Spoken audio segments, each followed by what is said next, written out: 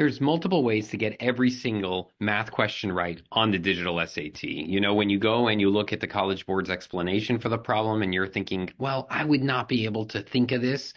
That's fine because there's multiple ways to arrive at the correct solution, and I'm going to show you an example from a couple of problems. So let's start now. Okay, so let's look at this problem right here. X squared plus y squared plus y is equal to 199 over 2 in the xy plane is a circle. So they're telling us it's a circle. What is the length of the circle's radius?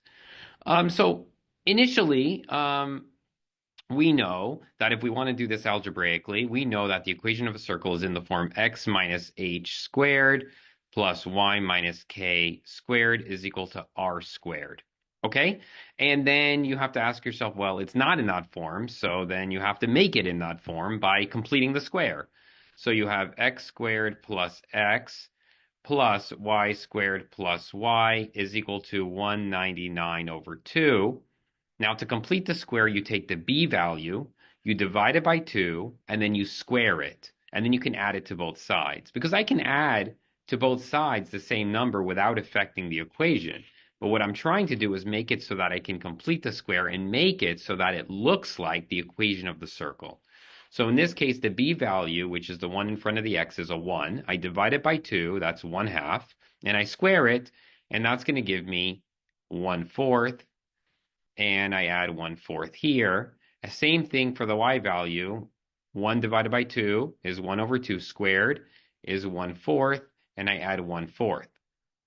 So now I have x squared plus x plus 1 over 4 plus y squared plus y plus 1 over 4 is equal to 199 over 2 plus 1 over 4 plus 1 over 4. Now, this is the same equation that we started with, right? Because you can add to both sides of an equation, you can add the same thing and it won't change it. But in this case, now look at what we did.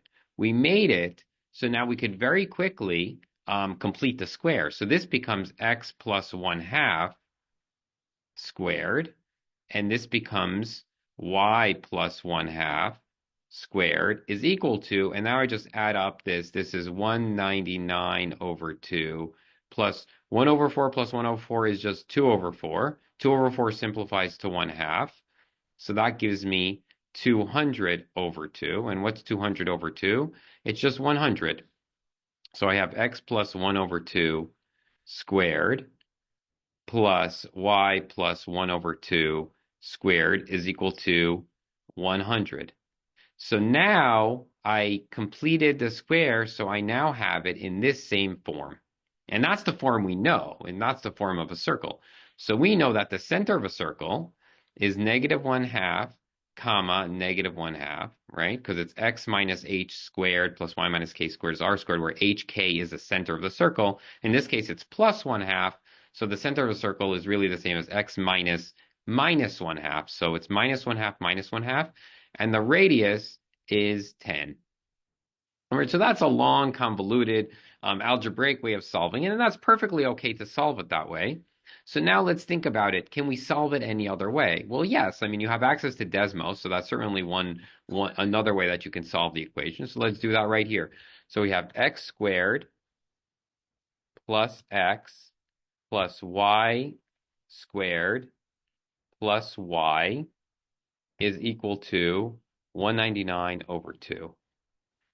Interesting, right? So now look at this. This is actually the circle, right? So now we can visually see that this is a circle. So what are we looking for? We want the radius of the circle. So if we look at the circle, we see here the two endpoints. One is negative 0.5 comma 9.5, but the other is negative 0.5 comma negative 10.5. So the distance between the two endpoints, that's going to give us a diameter.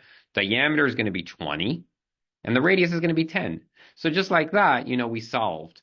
You just have to be careful because on Desmos, it also shows you the intersection with the y-axis. This is not going to be the endpoint for the diameter, but rather it's just going to be the intersection with the y-axis. So in this case, we have these 2 points, negative 0.5, 9.5, and negative 0.5, negative 10.5. And it shows us that the actual center of the circle, the x-coordinate is negative 0.5, which is exactly what we found out. So easy way to do it, but potentially, when you look at the answer on the explanation, it may not tell you the multiple ways to solve it. So there's multiple ways to solve it. So I want you to figure out which way works best for you and use that in order to get and dominate these questions. Okay, so let's look at another problem, and let me clear my screen. So which quadratic equation has no real solutions? So we can sort of think about how to do this on an algebraic way.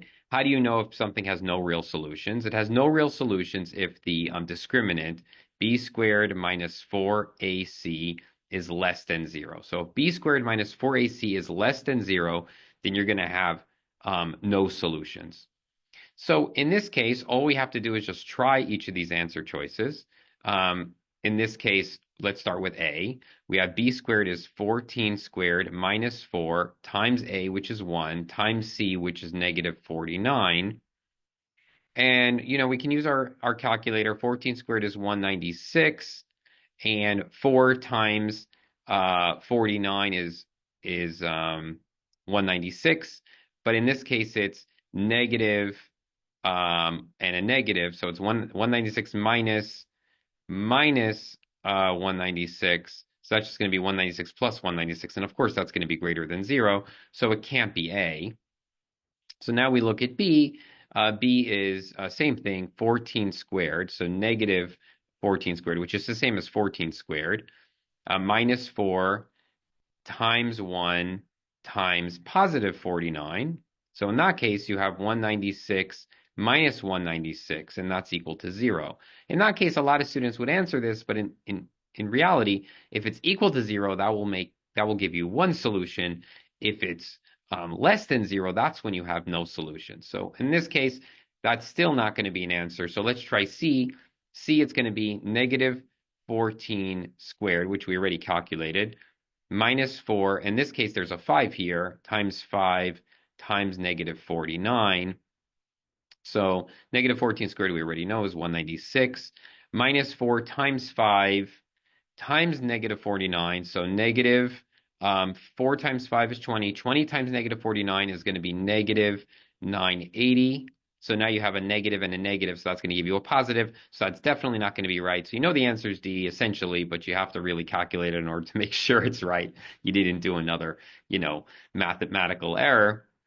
So you have negative 14 squared minus 4 times 5 times positive 49. In that case, you have 196 minus 980.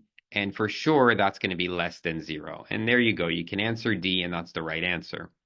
And that's perfectly okay. That's what you learned in school, and that's what you learned in terms of answering these problems. So is there another way to do it? Of course. There's another way to do every single question on the SAT, and let's just do it this way. So we can actually plug into Desmos these equations and look to see which one has no solutions. So x squared plus 14x minus 49 equals 0. So in this case, you see it crosses the x-axis here. So there's a solution. So now instead of the plus 14x minus 49, we're going to do minus 14x plus 49. So I'm just going to, instead of rewriting it, I'm just going to change the minus to a plus. Look, there's still a solution. Okay, so B is definitely wrong. So now let's do 5x squared minus 14x minus 49. So let's add a 5 here, and let's add a minus 49. And boom, we have solutions. So now let's try the last one, which is 5x squared minus 14x plus 49.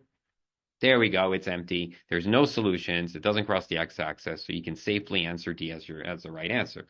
So we see here that there's at least 2 ways to answer every single answer choice. Sometimes we encounter problems where there's more than 2 ways. So what I want you to do is don't give up and say, I would never think of that way to solve it. I want you to solve it the way you believe to solve it, and just go ahead and dive in. And if you get the right answer and you're able to solve it, that's great. It's also really important to know the multiple ways to solve the problem, because maybe it's easier to plug into Desmos, maybe it's easier to solve it algebraically, but I want you to have all these tools in your arsenal so that when it's test time, you're not going to wait and say, oh, I only know one way to do it. You're going to have both ways to do it. So in case one of them doesn't work for you, you have another way to do it. And that's going to get you a great score. So great job, and I'll see you in the next video.